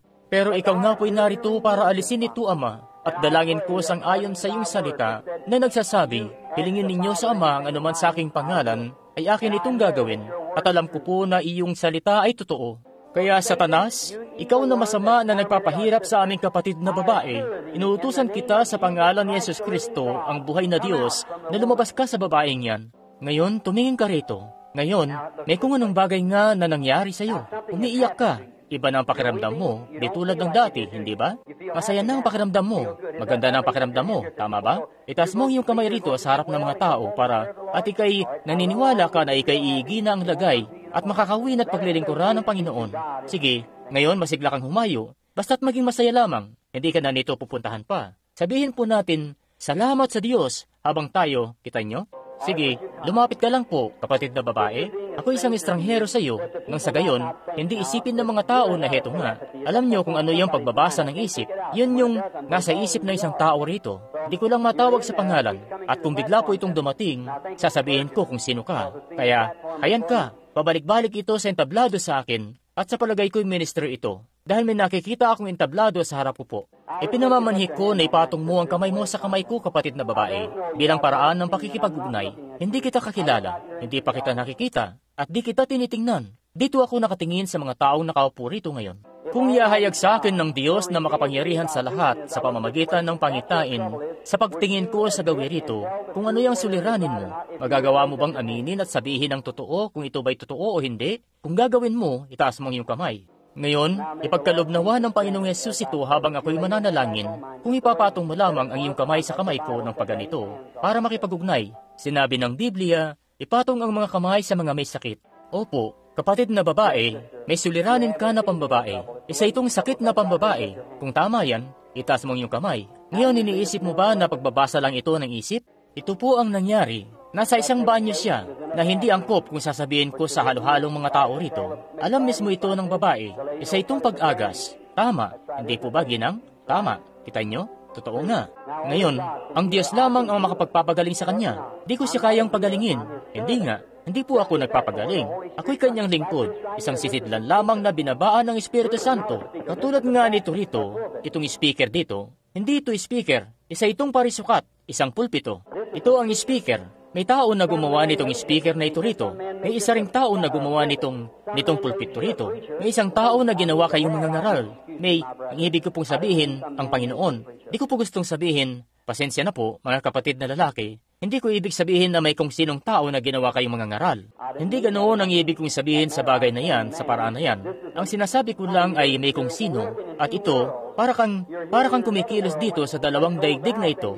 Narito ka sa isang daigdig na ito. Tapos bigla na lang yung mawawala. Tapos papasok at makikita mo itong narito nakatayo sa may entablado rito. Makikita mo ang mga anghel ng Diyos at lahat.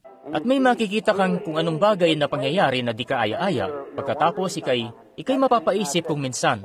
Yan ang dahilan kung bakit sinasabi ko, kung papaanong tinawag kayo ng Diyos at ginawa kayong isang ministro. Ako'y tinawag naman ng Diyos at ginawa kong isang tagakita, gaya ng ipinangako niya sa Biblia. Sinabi ng Biblia sa mga gawa, sa 2 kabanata, sa huling mga araw, itong mga araw na ito ang tinutukoy riyan. Mangyayari na ibubuhos po ang aking espiritu sa lahat ng laman. At ang kabataan ninyong lalaki ay makakakita ng mga pangitain. Tama ba? Magpropropesiya. Tama ba? Magpapalitaw nga ito ng mga propeta sa huling mga araw at magpapakita ng mga pangitain at mga tanda. Yan ba ang sinasabi mismo ng Biblia? Bueno, ganoon mismo ang pagkakasabi niya. Ngayon, kapatid na babae, humayo ka na nananalig na may pananampalataya. Manampalataya ka ng buong puso mo at pagagalingin ka ng Diyos. Sinasampalatayanan mo na ba ito? Mabuting makalangit na Ama, sa pangalan ng iyong minamahal na anak, ang Panginoong Yesus. Yamang nalalaman ng babaeng ito ay naritong malapit sa liwanag, at heto ang anino sa may likod niya na tinatawag na kanser. At dalangin namin makalangit na Ama, na iyo pong ipagkakaloob ang kanyang kagalingan ngayong gabing ito. At tinahatulan ko ang kaaway na ito sa batayan ng pagpapahayag niya ng kanyang pananampalataya at sa salita ng Panginoong Diyos. Heto nga na aking hinahatulan ang diablo na ito na gumugulo sa kanya. Sa pangalan ni Yesus Kristo, Amen. Humayo ka na nagagalak, kapatid na babae. Huwag ka nang magulumihanan pa. Manampalataya ka lamang ng buong puso mo. Ninanais mong gumaling, hindi ba, kapatid na babae? Iyo bang naniniwala ka ba na ako'y propeta niya? Kung sasabihin ko sa iyo kung saan naroon ang suliranin at kung anong problema sa iyo at kung anong gagawin, maniniwala ka ba rito? Maniniwala ka? Alam mo nga na may kung anong bagay na dumating. Ang likod mo, hindi ba? Oo, tama. Ngayon, sumasampalataya ka ba na pagagalingin ka ng Diyos? Ikaw nga'y may pagka-nervyos din at maraming komplikasyon na kung ano-ano at marami ang sa pakiwari mo'y meron ka na wala ka naman. Dahil sa iyong pagka-nervyos, kita mo, yun nga ang nagbubunsod nito.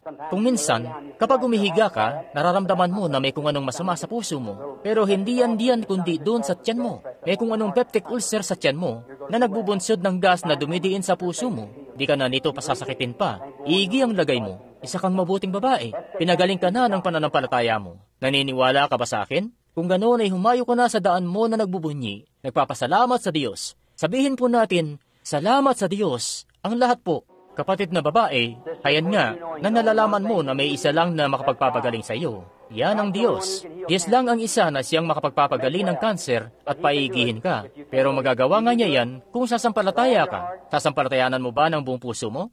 Mabutit makalangit na Ama na sinasampalatayanan namin, dalangin ko minamahal na Diyos, na ang Espiritu mo na pinakamakapangyarihan sa lahat ay hipuin ng babae na ito at paigihin ang lagay niya.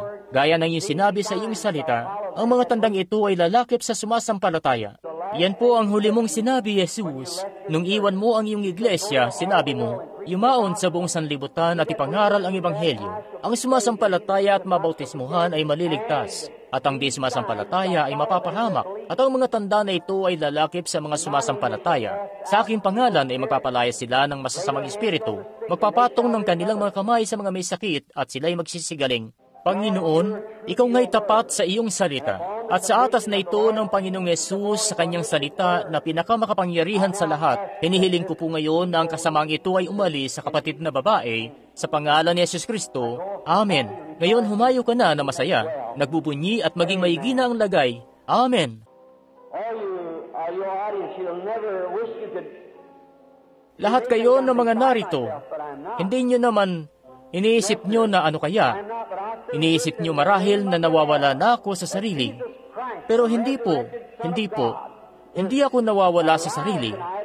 Kaya't sinasabi ko ito sa pangalan ng Panginoon, na si Jesus Kristo ang nabuhay na maguling anak ng Diyos ay buhay ngayong gabi, at narito sa bulwagang ito mismo sa oras na ito na nagpapakita ng mga bagay na ito na sinabi ng kanyang salita na kanyang gagawin.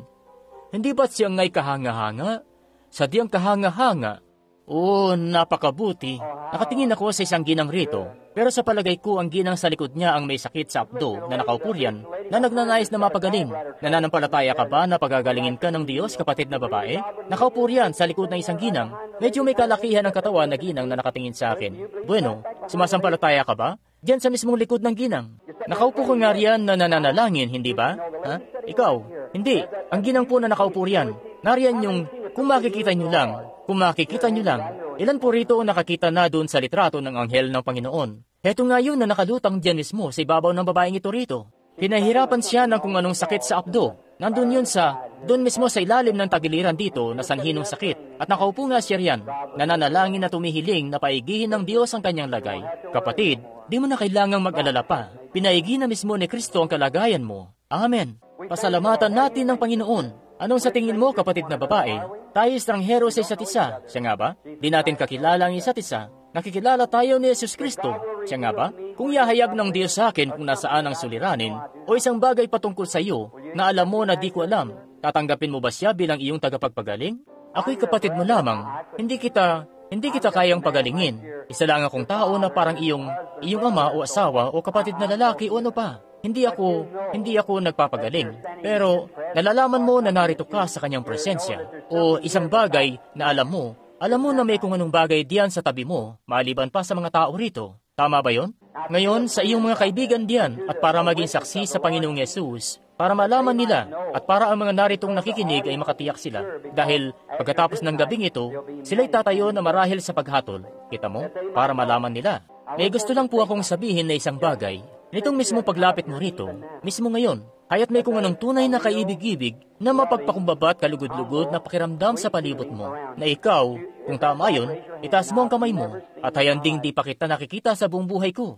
Ngayon, sa mga taong kakilala siya, di nga kayo makatatayo rito ng ganitong kalapit nang di ito mismo nababatid, dito nakikilala, at siya'y narito nga. Ang Espiritu Santo po, kita nyo, ang gano'n na lamang ang epekto nito sa tao. May kung anong bagay talaga. Halimbawa na lang po, kung ikaw ay titingin gamit ang mata mo, may emosyonal ngang epekto ito sa iyo. At yamang may pandama rito para maramdaman ito. At kung may bagay na umeepekto sa pandama na ito, ito'y nagdadala ng emosyon, kita nyo? Iyo ngang madadama talaga. Kita mo? May reaksyon nga, at ikaw ay nasa kanyang presensya.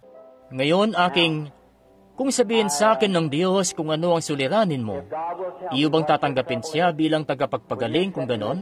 Dahil diyan, ang suliranin mo ay sakit na pambabae, diferensya na pambabae. Tama, may kirot ka sa ibaba, sa tagiliran. Tama po ba? Sa lagusan. At may impeksyon ito. May nanarito. At yun ang dahilan ng pananakit. Minsan nga'y matindi ang sakit. Nakikita kita na ilang araw na pinipilit mo ang sarili mo na makalakad ka, na nangingiwi nga ang mga ngipin mo. Ngayon lang ito, tama ba? Hindi mo naman iniisip na binabasa ko ang isip mo, hindi ba, kapatid na babae? Isa kang mananampalataya. Ngayon, sinabi ni Jesus, ang mga tanda na ito ay lalakip sa kanila na sumasampalataya. Kung ipapatong nila ang mga kamay nila sa mga may sakit, sila'y magsisigaling. Ngayon, sinabi ng Biblia na mangyayari ang mga bagay na ito. At ikaw ay narito mismo ngayon. Tingnan mo, unang-una ang salita. Sinabi ng salita ng Diyos na ang mga bagay na ito ay mangyayari. Eto nga na lumakad ka rito sa akin na isang di kakilala. Di mo pa ako nakakatagpo kailanman. At nung pagkalapit mo rito, ikaw nga'y lumalapit na rin lagi noon sa harap ng mga kalalakihan na mga ministro. Pero di mo pa naranasan ang ganito sa buong buhay mo, kita mo? Pagkatapos, heto nga na may isang bagay na bumaba, itong kaibig-ibig na persona na narito sa atin ngayon, na sinabi sa iyo kung saang banday ang sakit mo at kung ano ang iyong ginagawa. Kaya naman nalaman mo na isa itong supernatural, hindi ba?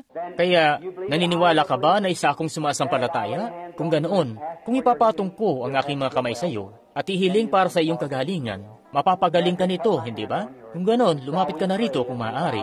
Hayaan mong ipatong ko ang mga kamay ko sa kamay mo at manalangin po tayo habang iniyuyuko natin ang ating mga ulo. Makalangit naming Ama, yamang nababatid namin ang iyong presensya ay narito at ikay higit na makapangyarihan. Ikay nasa lahat ng dako at dalangin ko sa pamamagitan ni Jesus, ang anak ng Diyos na iyo pong pagalingin ng kapatid naming babaeng ito.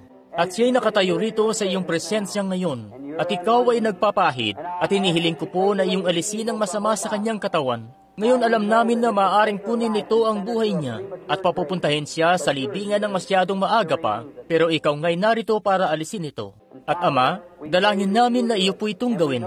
At alam po namin na nakamit na namin ang aming hinihiling.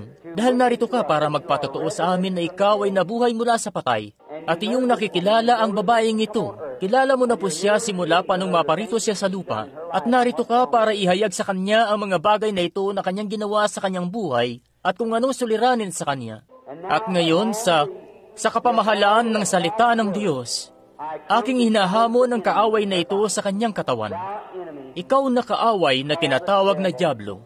Narito akong nakikibaka na pinangahawakan ko ang mismong kaloob na ibinigay sa akin ng anghel na Satanas, iyo itong nalalaman at inuutusan kita sa pamamagitan ng buhay na Diyos na si Jesus Kristo na anak ng Diyos na ikay lumabas mula sa babaeng ito at huwag mo na siyang pahirapan pa kahit kailan. Amen. Pagpalain ka ng Diyos, kapatid na babae. Humayo ka, nananampalataya ng buong puso mo.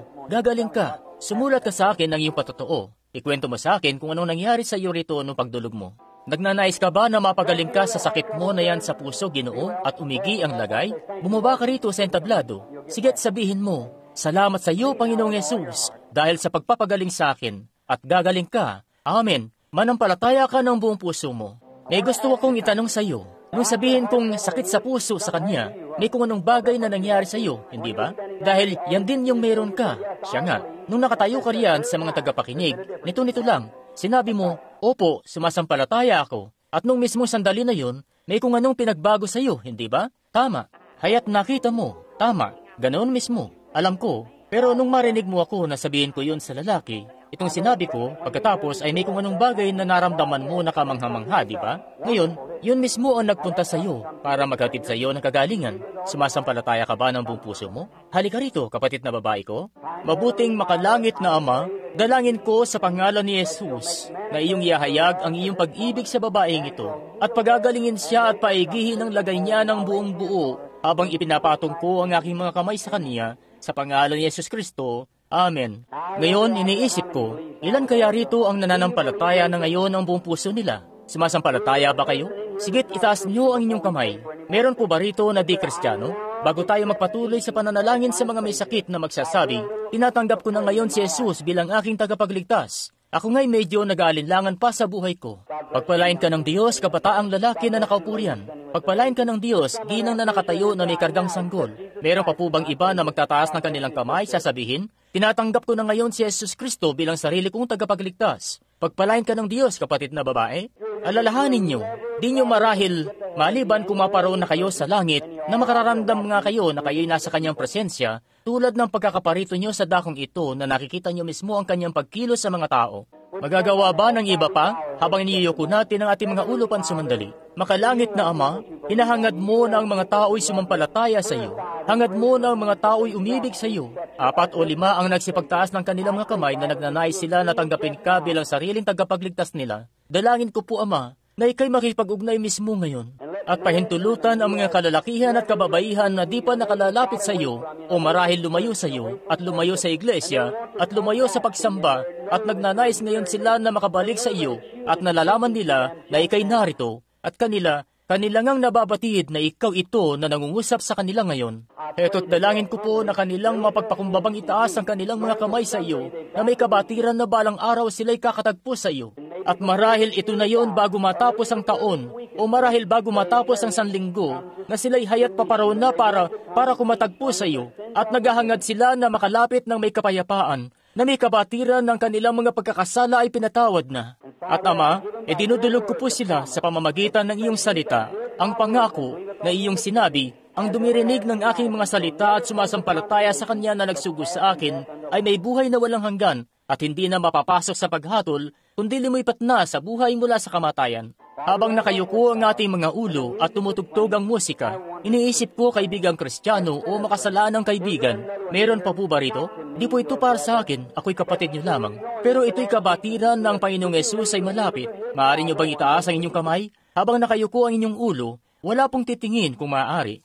Haya't itaas niyo lang ang inyong kamay sa Diyos at sabihin, sa pagtaas ko ng kamay na ito, akin na ngayong tinatanggap si Jesus bilang tagapagligtas ko. Habang siya'y naritong malapit sa akin, ninanais ko na tanggapin siya bilang tagapagligtas ko. Maaari niyo bang itaas ang inyong mga kamay? Pagpalain ka ng Diyos. Ikaw sa ibabarian, kabataang babae, ikaw, batang lalaki, ikaw, binibini, at ikaw, mainam yan. Pagpalain kayo ng Diyos. Ang Panginoong Yesus ay mahabag sa inyo sa bawat isa. Meron po ba rito na dati nagsisimba at nakikibahagi sa isang iglesia sa kung saan? At kayo para bang napalayo sa iglesyang iyon at di na kayo nagsisimba pa? Wala po sa akin kung anumang iglesia yan. Di na yun importante. Pero heto nga na nagnanais kayo na makabalik sa simbahan at makibahagi uli sa pagbubuklod kasama ang mga anak ng Diyos at nagnanais kayo na maalala pa sa panalangin na kayo panunumbalikin ng Diyos, itaas niyo lang inyong kamay. Magagawa niyo po ba? Pagpalain kayo ng Diyos. Oh, grabe. Sandosenang mga kamay sa palagay ko ang nagsipagtaas. Ngayon, kalugod-lugod nga yan. Sige po't gawin nyo kung maaari po.